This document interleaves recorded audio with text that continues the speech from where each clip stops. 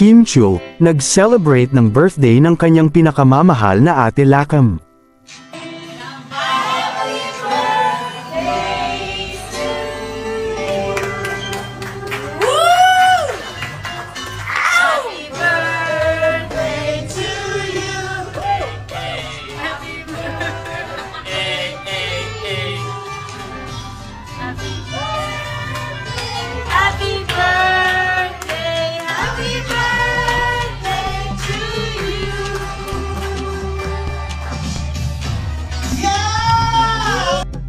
Happy birthday to you.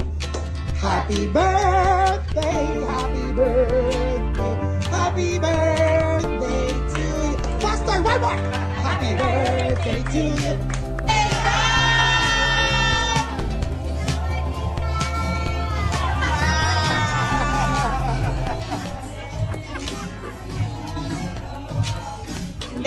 Isang intimate celebration nga ang naganap ngayong gabi para sa birthday ng pinakamamahal na kapatid ni Kim Chiu na si Ate Lakam.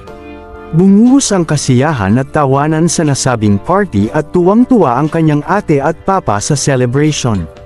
Napansin naman ng netizens ang napakagandang suot ni Kimi at kitang-kita ang kanyang sexiness sa kanyang dress. Samantala, si Paolo Avellino naman ay nasa Metropolitan Theater for his movie Goyo.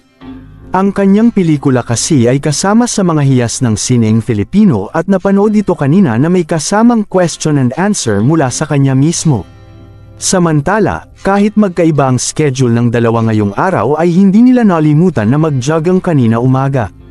Very evident na kahit mayroon silang iba't ibang commitments ay hindi nila pinapabayaan ang kanilang alone time. Anong masasabi ninyo sa balitang ito?